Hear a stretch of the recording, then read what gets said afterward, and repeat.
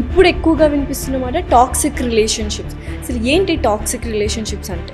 తగ్గి దిగజారిపోయి మిమ్మల్ని కాళ్ళు పట్టుకొని బతిల్లాడే స్టేజ్కి తీసుకొస్తున్నారు ఆ రిలేషన్లో ఉండడానికి. That's a toxic relation.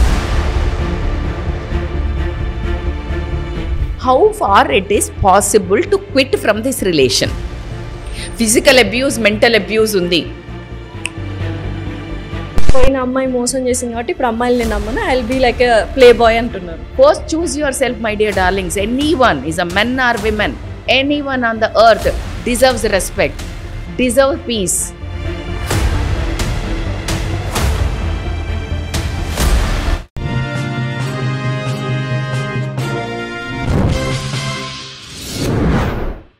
So ఈ మధ్య కాలంలో relationships become very fragile and చాలా ఇన్సెన్సిటివ్ అయిపోయాయి. ఒకప్పట్లో చాలా సెన్సిటివ్గా ఉండేది, ఇప్పుడు ఎక్కువగా వినిపిస్తున్న మాట టాక్సిక్ రిలేషన్షిప్స్. అసలు ఏంటి టాక్సిక్ రిలేషన్షిప్స్ అంటే? మీరు ప్రేమ అని అనుకొని ఉంటూ స్లోగా మీకు తెలియకుండా ఈ ఒక టాక్సిక్ రిలేషన్షిప్లోకి వెళ్ళడం జరుగుతుంది. దీనికి ఒక చిన్న ఎగ్జాంపుల్, సోషలైజింగ్ అనో లేకపోతే ఫ్రెండ్ అడిగాడనో ఏదో ఒక ఉద్దేశంతో ఏదైనా మనకు చెడు చేసి ఇమేజ్కైనా హెల్త్కైనా నీ ఒక ప్రొడక్టివిటీకైనా డ్యామేజ్ చేసే అలవాట్లు చాలా చేసుకుంటున్నారు ఈ మధ్య. సో వాట్ ఎవర్ ఆల్కహాల్ అవనివ్వండి, లేకపోతే ఎడిక్షన్ టు ద మొబైల్ అని అనుకోనివ్వండి, ఏదైనా. సో ఇది కొంచెమే స్టార్ట్ చేస్తాము. స్టార్టింగ్ మీకే తెలియదు, మీరు ఎప్పుడు దానికి ఎడిక్ట్ అయిపోయి అది లేకుండా ఉండలేకపోతున్నారు. దానివల్ల మీ ఆరోగ్యం దెబ్బతింటుంది అని మీకే తెలియదు.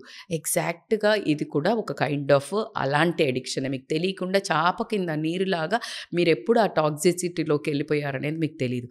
ఈ చిన్న సైన్స్ని కనుక మీరు కనుక్కున్నట్టయితే, ఈ ఒక నేను చెప్పేవి మీరు గమనించినట్టయితే, మీ ఒక బిహేవియర్లో కానీ మీ ఒక మనసుకి ప్రేమ అనేది ఎప్పుడు ఎట్లా అంటే స్వాంతన లభించాలంటే ఏంటంటే ప్రశాంతత. అంటే మీరు ఇలా నాకు మంచి హోస్టింగ్ ఇవ్వడమో లేకపోతే మీరు అందరూ ఇట్లా నాకు కంఫర్ట్ ఇస్తే ఐఎమ్ లైక్ వెరీ కంఫర్టబుల్.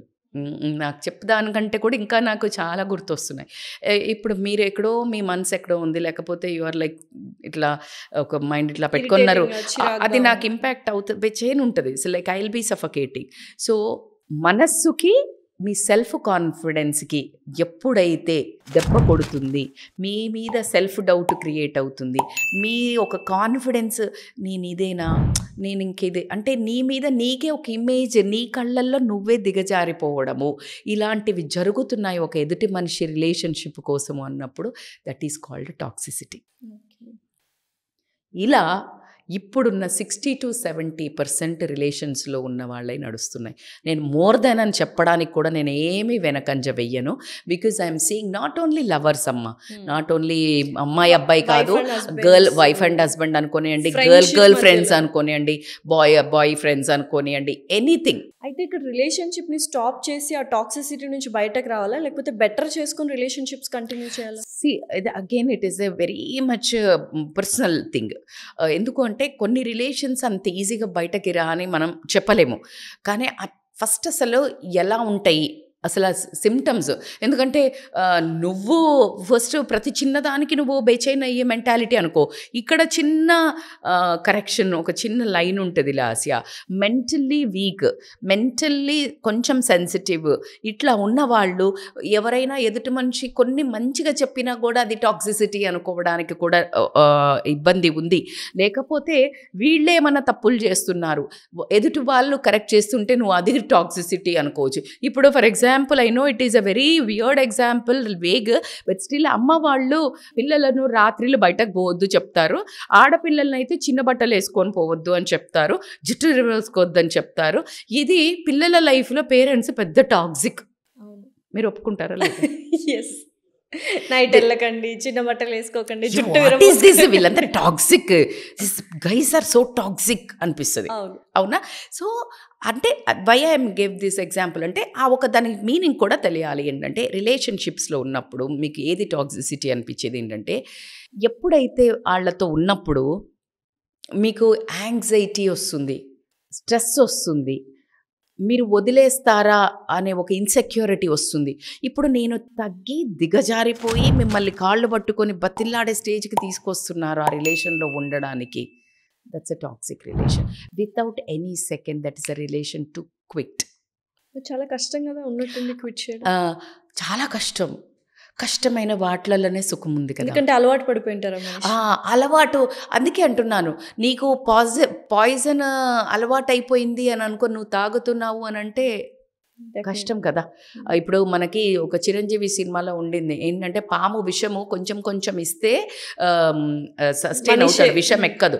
ఆ తర్వాత హీ విల్ బికమ్ పాయిజన్. నువ్వు ఆ పాయిజన్ని తీసుకుని toxic you will become. You will end up ఇంకొకరితో డీల్ చేసేటప్పుడు నువ్వు టాక్సిక్ తయారవుతావు. Because happening actually. అవునా, చాలా మంది జరుగుతుంది. ఎందుకంటే పోయిన అమ్మాయి మోసం చేసింది కాబట్టి ఇప్పుడు అమ్మాయిలు నేను నమ్మను, I will be like play boy అంటున్నారు, రైట్? ఎగ్జాక్ట్లీ అది ఒక యాంగిల్. అట్లా కాకుండా వేరే వాళ్ళ మీద తీరుస్తారు.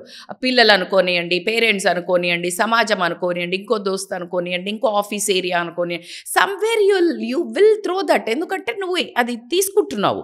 నీకు ఒక లైట్ రే ఇక్కడ పడితే అదే ఎమిట్ అవుతుంది కదా, you are becoming that.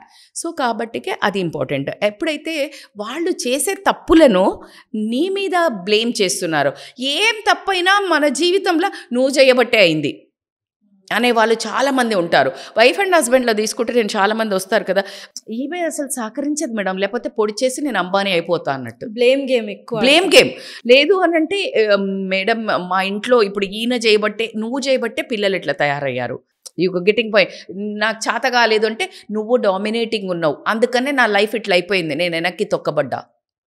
So this is how blame game ఆడుతున్నారా, డిస్రెస్పెక్ట్ చేస్తున్నారా, వాల్యూ ఇవ్వట్లేదా, నిన్ను ఎప్పుడు సెల్ఫ్ డౌట్, అంటే నీకు నువ్వే కాన్ఫిడెన్స్లు, నువ్వు పనికిరావు, నువ్వు వేస్ట్, అసలు నువ్వేం చేయలేవు, ఏం బాగున్నావు నువ్వు, ప్రపంచమంతా నిన్ను బాగున్నావు అని చెప్తుంటుంది లాస్య.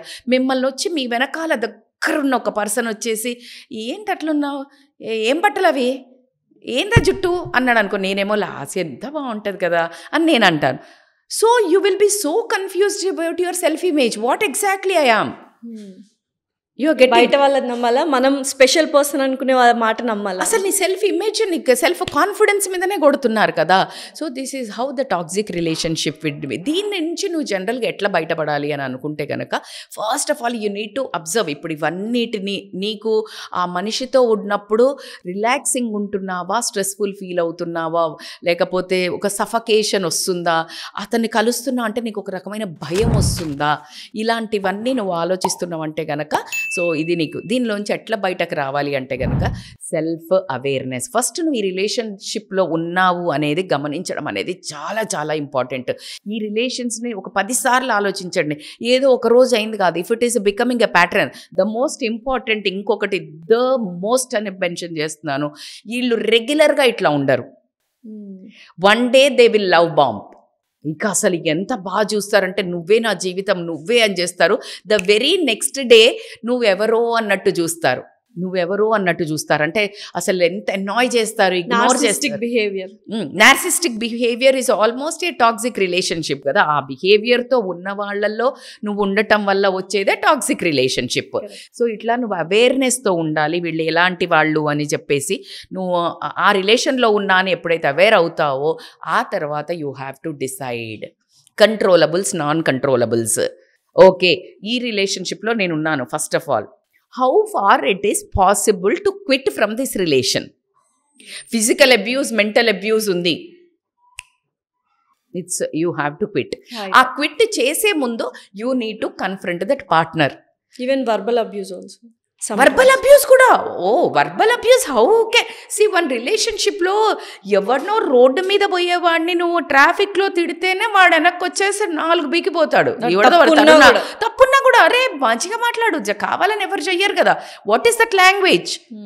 We are social etiquette. ఒక సోషల్, మనం మనుషులము, జంతువులం కాదు కదా.